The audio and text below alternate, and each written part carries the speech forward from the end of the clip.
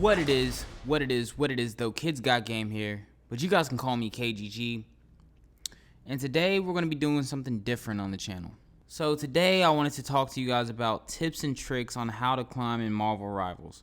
Now, considering that I hit Grandmaster twice, and now on one of those accounts hit Celestial, I hit Grandmaster also on one of those accounts before the mid-season update. So I've been Grandmaster for like a while now, right?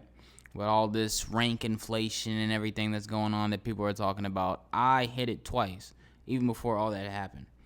So and I also hit top 306 in the EU tournament.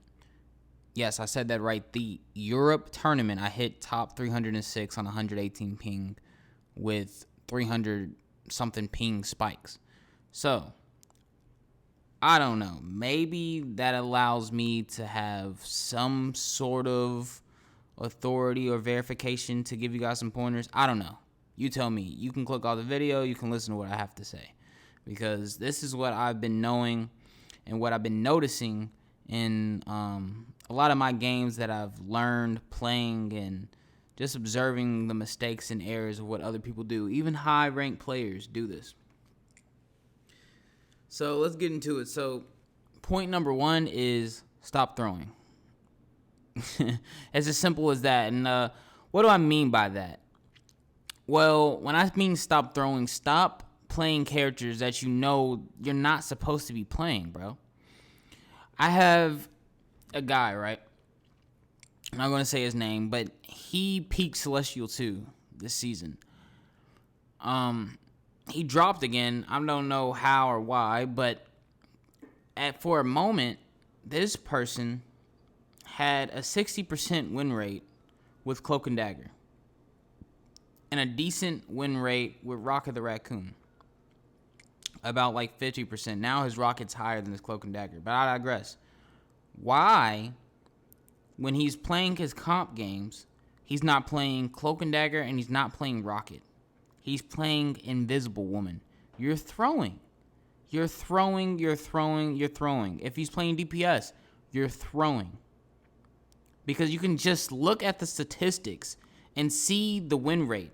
You can see the win rate on the Marvel, on the tracker.gg, whatever, or you can actually do the math yourself. Record matches played, right? Take the matches played, and then also take the matches won. And then you take the matches won divided by the matches played, and that'll give you your freaking win percentage. Just you going from Sue, who he doesn't even have time on, no experience on, like probably 44 minutes to an hour on Sue in a ranked game, to somebody who you have 33.5 hours on and 11.5 hours on, like, it's a no-brainer, but you're dropping like 30% win rate. Your team now has 30% less likely chances of winning because you wanted to play a character who you don't normally play in a high elo lobby or whatever elo that you're in. Does that even make any remote sense? Like, does that even make any sense with me saying that out loud? Statistically, just looking at the data. No. If you are a Vanguard main, if you are a DPS main, if you are a support main, and you have a certain character that you are really good with, you have the experience, you understand what to do, how to survive, how to get kills, how to provide value, what your role is, and what you're supposed to be doing, why would you ever freaking choose somebody else out of spite? And why would you not freaking auto-pick that person in your game? Sure, I'm not saying that you should not learn how to flex, but 9 times out of 10, pick your main. Because if you're playing with randoms and you're not playing with a stack, you're going to have to hard carry. That's the mindset you should be going to every single one of your elo games. Do not count on your teammates for anything. Always think about, I have to hard carry. I need to provide as much value to where my teammates could be brain dead and we still win. Because I'm providing so much value, all they have to do is just shoot. All they have to do is just look at an enemy and they'll get a kill. That's what you should be thinking. But with that being said, we're going to go into part 2, which is know when and how to switch. But KGG, you just said, I know what I just said, but that doesn't mean you shouldn't be flexible, especially if you're expecting to hit high ranks. You should either A, know a role flawlessly and be able to play multiple characters in that role. This could be DPS, Vanguard, Healer, because there's even a lot of one above all players who know how to just play one role really well. Blah, I can't speak, guys, my fault. But play one role really well. That's a tongue twister. But they know how to play it really well, and they know how to play multiple characters in that role.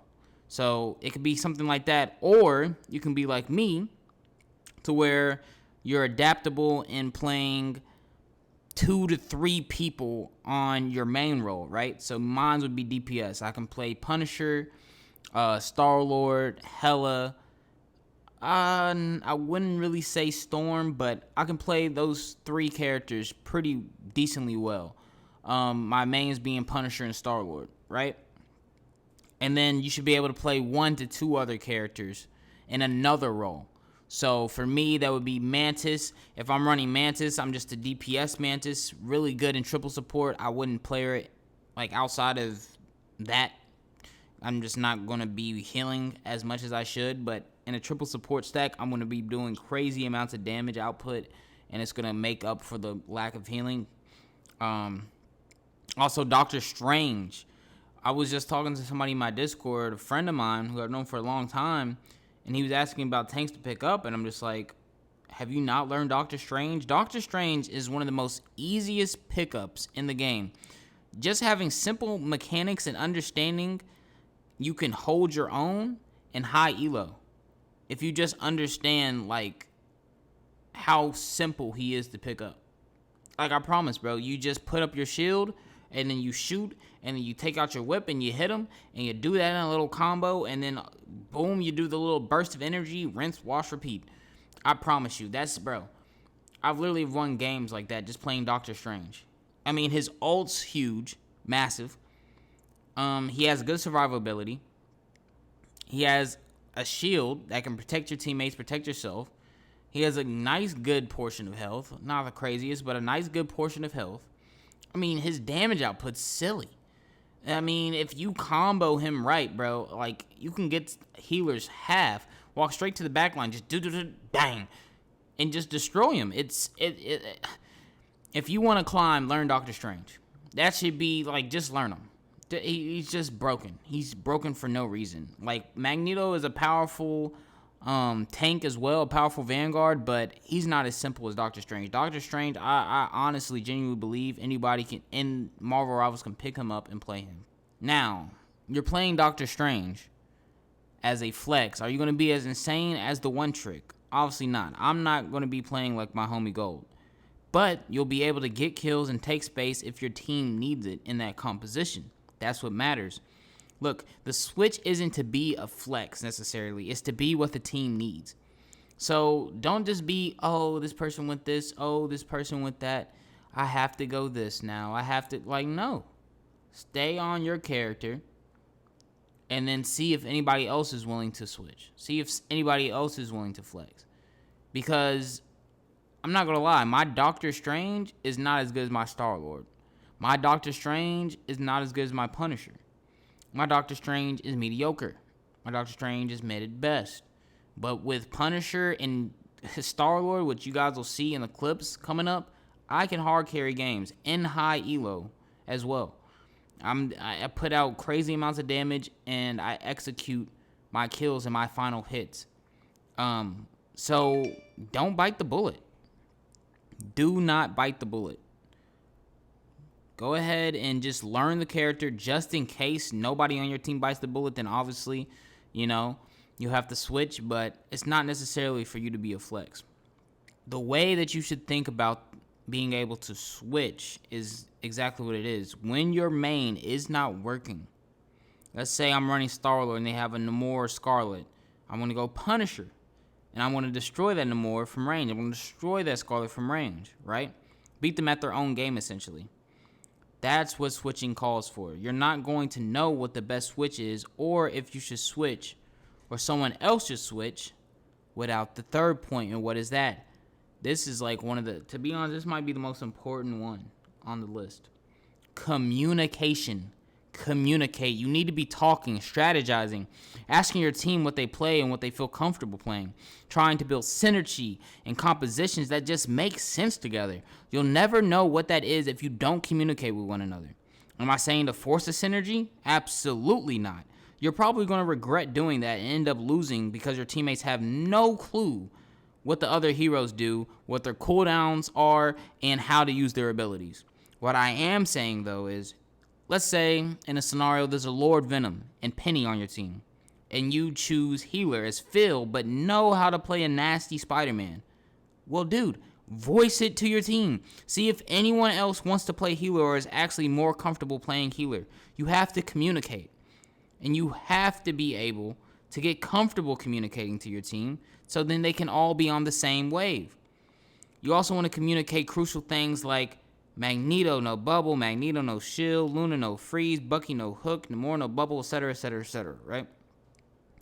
Ping yourself if you need healing, all these things, but communication is just so essential. Stop being scared. Stop taking the Phil role like, oh, I'm going to be a good teammate. I'm just going to do whatever the team needs. No. It's not being an a-hole if you say, look, I know how to play Spider-Man. We have a Penny and a Venom. Can anybody play healer? Can anybody play tank? Whatever role that you're playing that you don't feel like playing, see if somebody else is willing to take that role, because your team will definitely benefit with you playing the character for that synergy. That'd be like me playing freaking Doctor Strange, and there's an Adam Warlock Mantis on my team. Let's add a Luna Snow in there too, and I'm not playing Star-Lord. And the DPS is a Moon Knight or a Punisher. Like, what are we doing? It doesn't make sense. But we're going to go ahead and go into point number 4. Now, point number 4 is something that I see a lot of advanced players do. I don't see a lot of low players doing this, low elo. And it could literally make or break your game. It's just the smallest thing that literally just basically differentiates you from low elo players. Like, this is what separates good from bad in a sense, and that is positioning. And I know, oh, positioning is so vague. No. Let me show you what I mean by positioning. Positioning yourself so when you engage fights, there's health packs around you and you can get to them easily. That can win you 1v1s. If you're over here damaging, let's say I want to do a Spider-Man, and I'm Star-Lord, and he gets the uppercut, but I dodge his combo, and now I'm half. But I shot him in the middle of that combo, and he's half or 1, and I got the dodge off. If I did that fight near a health pack and I fly before he can get to, let's say, the health pack, because he's not paying attention, I fly into a health pack, and he's still trying to come to get me and do another combo, by the time he comes back, I've already got my health back, and he's still 1, I kill him. You know, things like that. Bait the enemy to pursue you and overextend, get the health pack, and kill him. Positioning in a poke kind of way around natural cover. You want to be able to poke somebody behind natural cover, you get value, and them not getting any value. Doing damage while they can't do damage in return. Like, hiding behind natural cover that they can't shoot through. And just keep doing damage. When you don't want to aggressively push into a fight because you're low and you need to get healed, playing around that cover allows you to dictate the tempo of that fight. And it also keeps you alive. You're able to survive. Yeah, it's just going to allow you to do damage in order for you to get your ultimate faster before the other person as well. Like, all these things need to be in account. Uptime is a good thing too. Like, uptime with cover, making sure that you're staying alive. Staying alive, which I myself need to learn more about how to do that as Star-Lord, right? There's games where I'll pop off, but then there's some games where, yes, I'll have like 41 kills, but I'll have like 20 deaths. And I'll have like 32,000 damage as Star-Lord. Sure, you could say, and we win the game, so sure, you could say my damage output is more than my deaths. It actually impacted the game positively. It had a positive impact on the game, I should say on the game, because I was able to put out such high damage and got so many final hits. But if I die there less, who knows? Maybe the game would end faster, quicker, more efficiently. So that's something that you guys want to be taking in consideration. Just be aware of your surroundings. Be aware of what's happening around you, what's going on, what's the best fight to be taking, and an exit plan. Like, if I engage this, do I have a way to get out of here and stay alive? Rather than just willy-nilly shooting everything and, oh, now the whole entire team's on you, the enemy team, and you have no way of escape, and your healers can't see you or heal you, and you're just screwed, you know? Tip number 5, which I always tell a lot of people, stop solo queuing. Now, unless you are a freaking healer, because I know a lot of healers who are just able to climb easily, but unless you are a healer, that solo queue struggle is going to hurt you bad, buddy.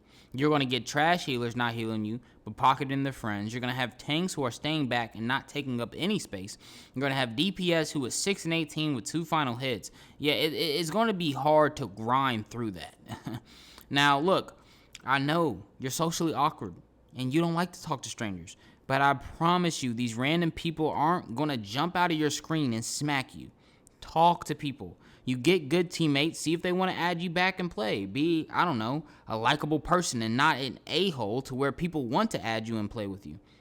Now, once you got together a good group of friends, I really say all you need is one friend, just one. If they can play the same role as you, then guess what? You know for certain that role is unlocked. I think a great role to do that in is Vanguard or Tank, because as long as things are dying and the pace is correct, you should be winning most of your games. So to all my Vanguard and DPS, find a person who can do the same role as you or can do it better than you and add them. I also think adding people with good synergies helps. So Mantis and Star-Lord, Luna Namor, Thor, Hela, etc., etc. Or if you're going 3 to 4 people where every single role is covered, you can do that. Or to where 2 roles are guaranteed covered. And if you do this, I would choose Vanguard and Healer to completely carry your randoms, allowing them to do just the bare minimum. If you guys do this, I promise you, you will win more games. There will be communication. There won't be randomness. You'll know people are doing their jobs correctly. You'll have people that you can depend on. You will win more games. Okay? I literally put this into practice. I freaking popped off with an Iron Man. I had the ace, but he was close behind me. And then I freaking add him, and then I got him up to Celestial, and what do you know? I was climbing up too. I played one more game after that without him, with some of my other friends, and now I'm Celestial. So, you know, it's stuff like that. Like, surround yourself with good players, and you will win. You will succeed more. It's that simple. And finally, if you guys actually stuck this long, because I've been talking for a minute, it's almost been 20 minutes of talking. The secret tip that I got for you guys, pause on that, is take up space. Not just your Vanguards, the whole entire team. What do I mean by that? So you guys are actually going to be seeing a video where I went 200-0 on a domination. 200-0. The team got 0 progress twice. How? How do we do that? Well, it's by the simple fact of taking space. Why are you just waiting on the point on domination when the progress doesn't go any faster if you're on it or not? You should be so far up in their spawn to where they can take damage, but you can't take damage from them while they're in spawn. And if you do take damage, cool. Let your healers get their ultimate faster, back up, and give them their space. And the moment they are out their spawn, again, apply pressure. Why do this? Because you are causing the team fights, the big ultimates, the support ults to not even be used on the point. They are simply using these ults to try and get out of their spawn. Meanwhile, let's say they do take the space. Guess whose supports have ults to contest the point? You guys do. To get even more time on the point. The whole time you're fighting in their spawn is just more uncontested time you got capturing the point. They can't even run to point in time to contest for overtime. The same goes to convoy and convergence. Push that payload and take as much space as possible. Put 1 or 3 on the card depending on where you're at and the strategy your team chooses to go for, right? So making sure that you guys are for enforcing that space on that enemy team. Take that space from them and you will see how much further or how much more progress you will have at the end of it. I hope any of this helps somebody. This is my first time doing this. I was a little rusty. I know my points and my wording, my pronunciation and enunciation wasn't the best, but bear with me, guys. But hopefully this actually helps somebody, and I hope this actually allows you guys to climb through your elo and get to that new peak, get to that new rank that you've been craving for. Now, there's obviously so many more things that I could talk about. Some of them are self-explanatory, but if you guys enjoyed this video, please leave a like below and leave in the comments if there's anything else you guys want me to address in the future about Marvel Rivals. And as always, just remember to kill noobs, don't rage, and maintain the swag in the bag. Deuces.